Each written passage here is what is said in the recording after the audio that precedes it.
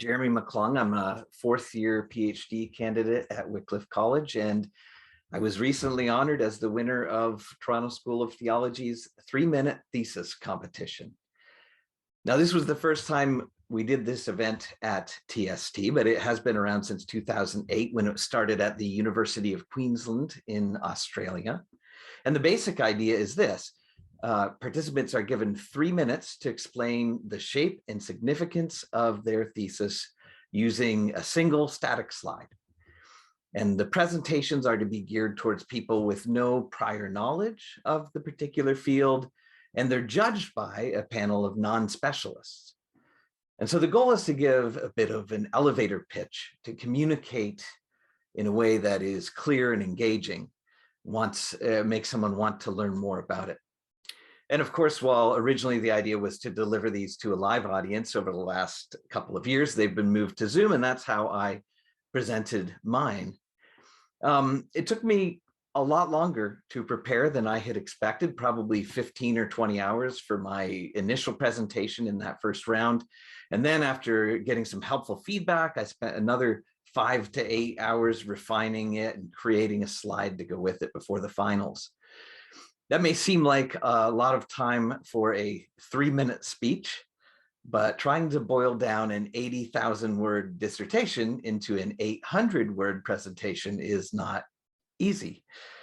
It forced me to think really hard about what I really wanted to accomplish in my research and to get creative in how I could present it to people who weren't theology students or pastors or even Christians. And so here's what I came up with as I delivered it on April 25th, 2022. The title of my 3MT presentation is Ridding the World of Angelas. But don't worry, there's no violence involved.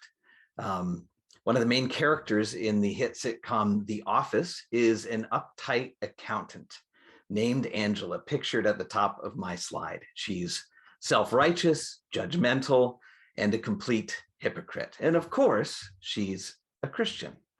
Now, as a pastor, I often get frustrated with the way that Hollywood portrays Christians.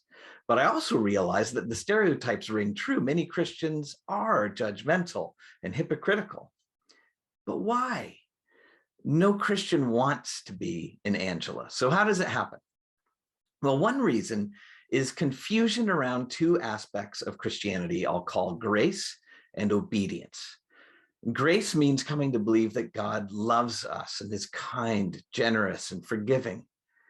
Obedience means loving God by serving him and living according to his commands. And both of these are valid and important. But when they get out of balance, it can create Angelas. As you can see on the left side of my slide, you lean too far toward grace, it can lead toward spiritual laziness and hypocrisy. People who say they're Christians, but their lives contradict that. On the other hand, you lean too far towards obedience, you can fall into legalism and become judgmental, where you assess everyone around you and yourself by your ability to keep the rules. And so for pastors and priests like myself who are tasked with teaching people what it means to be a Christian, it can be a real challenge to get this right. To try to teach people that God loves them as they are and calls them to change feels a bit like walking a tightrope. You lose your balance just a little either way, and you and your listeners may fall into the dangers below. But if you look at the right hand of my slide, there's another way to look at the relationship between grace and obedience that's not so much about balance as it is about movement from grace to obedience over the bridge of gratitude. Now, Christianity always starts with receiving God's grace, which should naturally lead to deep gratitude. And it's then that we express our gratitude by our obedience. Over 500 years ago, John Calvin made this grace, gratitude, obedience pattern central to his theology. More recently, John Barclay has highlighted this dynamic in first century Greco-Roman culture and in Paul's letters. And so my project will build on their work and incorporate some insights from its interdisciplinary studies in gratitude. And I'll present a framework for sermons that uses gratitude as a bridge between grace and obedience. My hope is that by helping preachers get this pattern right, more Christians will get it right, and there might just be a few less Angelas in the world. So that's it. It was a great experience for me, and not just because of the prize money. I also got to hear from fellow students and get to learn about their research in a compelling way that was also quick. I really got to sharpen up my own thinking about the point of my own project and how to express that to other people.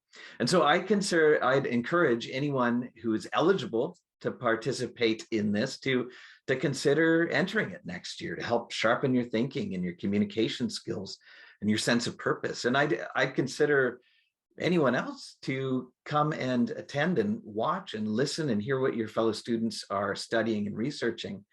I'm grateful for the opportunity, grateful to those who organized and judged and supported this competition, and I look forward to seeing it happen again next year.